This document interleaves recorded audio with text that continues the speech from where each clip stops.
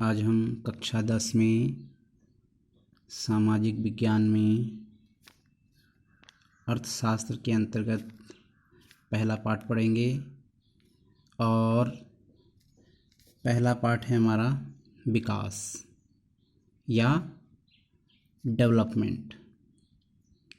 बहुत सिंपल से हम कह सकते हैं कि डेवलपमेंट का मतलब क्या होता है?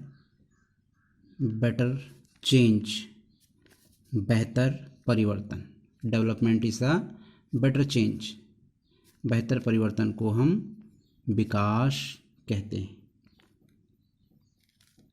परिवर्तन जो होता है वो दो प्रकार का होता है, सकारात्मक और नकारात्मक परिवर्तन।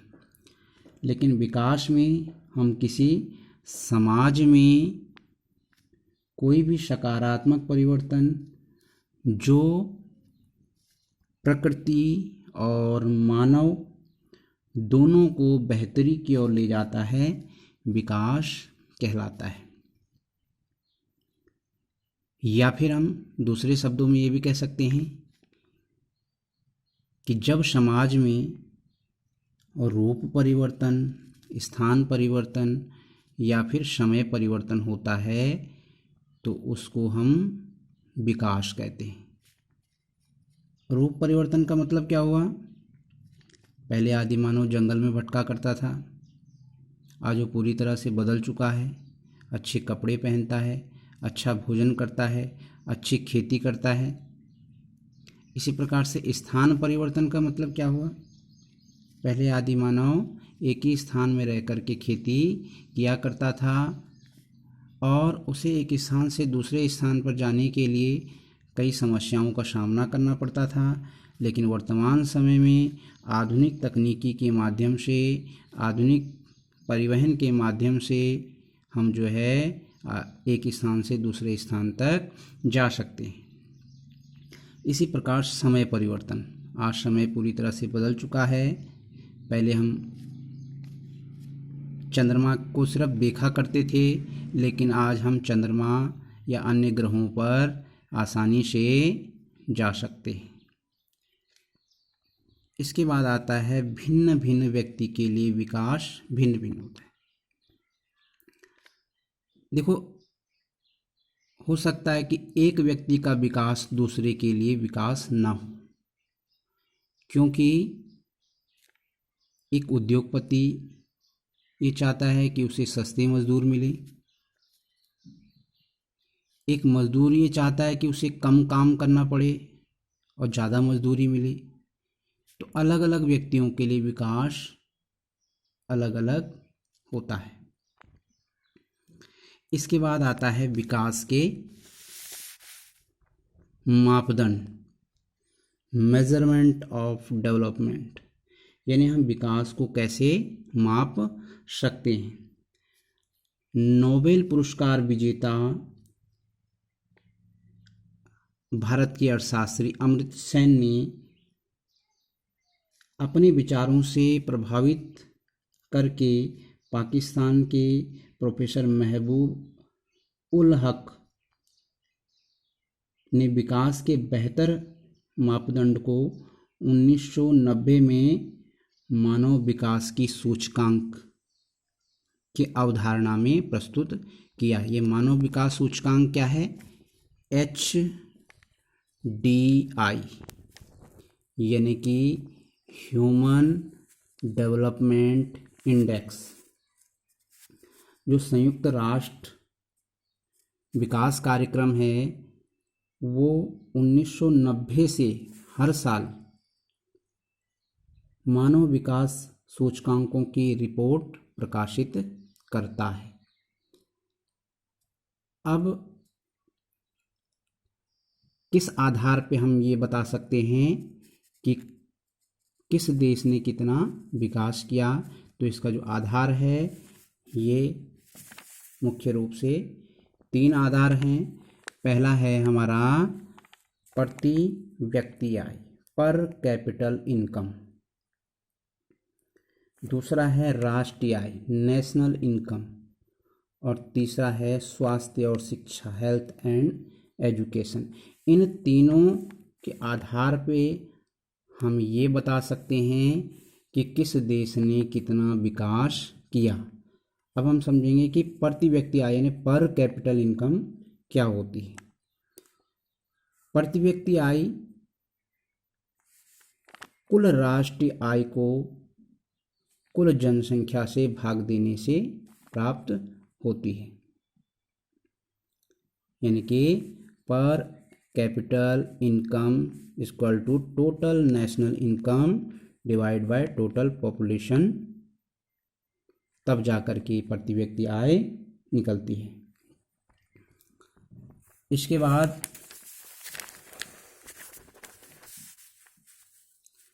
चौथा टॉपिक है हमारा राष्ट्रीय आय या नेशनल इनकम।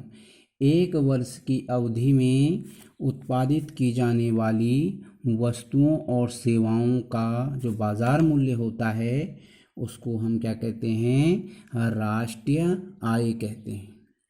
इसमें विदेशों से प्राप्त आय भी शामिल होती है, यानी कि total value of goods and service produced by a country during a financial year including with foreigner country।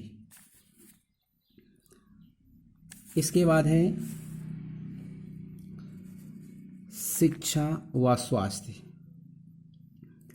जरूरी नहीं है कि किसी देश की आय जो है बहुत ज़्यादा है तो वहाँ पर शिक्षित लोग रहते हों या वहाँ के लोगों का स्वास्थ्य अच्छा हो, या ये भी जरूरी नहीं है कि प्रति व्यक्ति आय जहाँ पर अधिक है वहाँ पर शिक्षा का स्तर ऊंचा हो।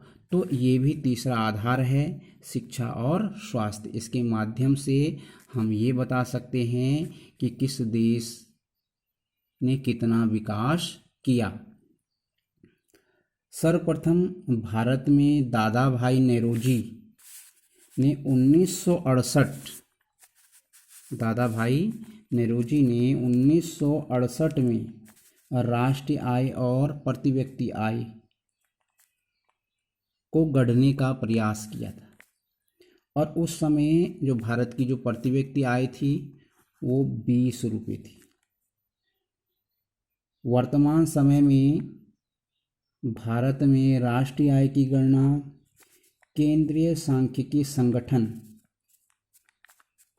द्वारा की जाती है, जिसका गठन 1951 में किया गया। अगर भारत में देखा जाए तो प्रति व्यक्ति के आय में गोवा सबसे पहले स्थान पर आता है, दूसरे स्थान पर दिल्ली आता है, तीसरे स्थान पर चंडीगढ़ आता है। जबकि पिछड़े हुए या निम्न आय में सबसे पहला स्थान आता है बिहार, और उसके बाद उत्तर प्रदेश का स्थान। इसके बाद छठा टॉपिक है हमारा आर्थिक विकास यानी इकोनॉमिक डेवलपमेंट। इकोनॉमिक डेवलपमेंट क्या होता है? आर्थिक विकास यानी देश में आर्थिक समृद्धि को हम आर्थिक विकास कहते हैं। देश में आर्थिक समृद्धि आर्थिक विकास कहलाती है, यानी इकोनॉमिक ग्रोथ। इकोनॉमिक ग्रोथ हमारा जो है क्या है? आर्थिक विकास कहलाता है। इसके लिए हम क्या करते हैं? क्रियाएं करते हैं। आर्थिक क्रिया जिसका संबंध धन से होता है, इकोनॉमिक एक्टिविटी यानी कि जिसमें हमें काम के बदले आय की प्राप्ति होती है, और गैर आर्थिक क्रियाएं वो क्रियाएं होती है जो देश के उत्पादन में कोई योगदान नहीं देती, जैसे महिला द्वारा किया जाने वाला घरेलू कार्य। इससे देश में उत्पादन में किसी प्रकार की वृद्धि नहीं होती। इसके बाद है हमारा 7वां टॉपिक, आर्थिक विकास के आधार पर देशों की तुलना करना। आर्थिक विकास के आधार पर संपूर्ण विश्व को 3 भागों में विभाजित किया जा सकता है, विकसित देश, विकासशील देश और अविकसित देश। जिस प्रकार से हम देश के अंदर अमीर वर्ग, गरीब वर्ग और मध्य वर्ग का विभाजन करते हैं, उसी प्रकार पूरे देश को विकसित देश, विकासशील देश और अविकसित देश के रूप में बांटा जा सकता है। तो विकसित देश वो देश होते हैं, वो यानी कि डेवलप्ड कंट्री, जहाँ पर हाई स्टैंडर्ड, उच्च जीवन स्तर, बेटर लिविंग और बेटर क्वालिटी होती है, जबकि जहाँ पर लो स्टैंडर्ड होता है, निम्न जीवन स्तर पाया जाता है और निम्न क्वालिटी पाई जाती है, या जो लोग जो है अपने संसाधनों का पूर्ण रूप से उपयोग नहीं कर पाए हैं, या जो देश जो है दूसरे देशों पर निर्भर होते हैं, ऐसे देशों को अविकसित देश या अंडर डेवलप्ड देश कहा जाता है। सोमालिया एक अंडर डेवलप्ड कंट्री है। इसी प्रकार से भारत और चीन एक डेवलपिंग कंट्री है, और अमेरिका और कनाडा जो है एक डेवलप्ड कंट्री है, जहाँ पर क्या है 12,764 US डॉलर, जहाँ पर 12,764 US डॉलर पाया जाता है, उस या उससे अधिक जिनकी इनकम होती है उसको हम डेवलप्ड कंट्री कहते हैं। या फिर जब या जिन देशों में 1570 US डॉलर इनकम या उससे कम इनकम होती है, उसको हम जो है क्या कहते हैं, डेवलपिंग कंट्री। और इसी प्रकार से जहाँ पर 1045 से कम US डॉलर जिनकी इनकम है, उसको हम अंडर डेवलप्ड कंट्री कहते हैं। तो इस प्रकार से आर्थिक विकास के आधार पर पूरे विश्व को विकसित, विकासशील और अविकसित देशों में विभाजित किया गया है। इसके बाद आता है हमारा 8वां टॉपिक, सतत पोषणीय विकास, कंटिन्यूअस ग्रोथ। सतत पोषणीय विकास यानी सस्टेनेबल डेवलपमेंट भी हम इसको कहते हैं। बिना पर्यावरण को नुकसान पहुंचाए भावी पीढ़ी और वर्तमान पीढ़ी के जीवन को बेहतर बनाना सतत पोषणीय विकास कहलाता है। 149 देशों में भारत का 110वां स्थान है, जबकि स्वीडन जो है वो पहले स्थान पर है। तो इस प्रकार से सतत पोषणीय विकास यानी ग्रोथ, इसके लिए किसी भी देश की जो गवर्नमेंट है वो क्या करती है, प्लानिंग बनाती है, यानी आर्थिक नियोजन करती है, इकोनॉमिक प्लानिंग। भारत में ये पंचवर्षीय योजना यानी 5 ईयर प्लानिंग आर्थिक विकास के लिए बनाई गई। इसमें 1950 में 15 जनवरी 1950 में योजना आयोग का गठन किया गया,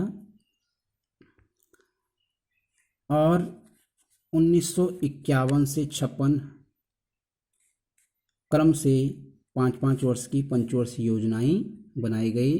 पहली पंचवर्षीय योजना 51 से 56, फिर 56 से 61, इसके बाद 61 से 66, और इस तीसरी पंचवर्षीय योजना के पश्चात एक वर्ष की हरित क्रांति, सुनहरी क्रांति के नाम से भी जब हम इनको कहते हैं, इसको अपनाया गया। हरित क्रांति का जो उद्देश्य था वो खाद्यान्नों पर आत्मनिर्भरता पाना था। इसी प्रकार से पीली क्रांति सरसों से संबंधित है, लाल क्रांति टमाटर से संबंधित है, गोल क्रांति आलू के उत्पादन से संबंधित है, नीली क्रांति मछली उत्पादन से संबंधित है, ग्रे क्रांति अंडा उत्पादन से संबंधित है और श्वेत क्रांति दुग्ध उत्पादन से संबंधित है। इन क्रांतियों को सुनहरी क्रांति भी कहते हैं। तो तीसरी जो पंचवर्षीय योजना है उसके पश्चात ये क्रांति अपनाई गई। इसके बाद 59 से 74, 74 से 78, 78 से 83, 85 से 90, 92 से 97, 97 से 2002 और 2007 से 12 और 12 से 17। लेकिन 1 जनवरी 2015 से अब ये योजना जो है इनको समाप्त कर दिया गया और नीति आयोग बना दिया गया, जिसमें जो है राज्य सरकार और केंद्र सरकार मिल कर के एक विकास के लिए खाका तैयार करती है।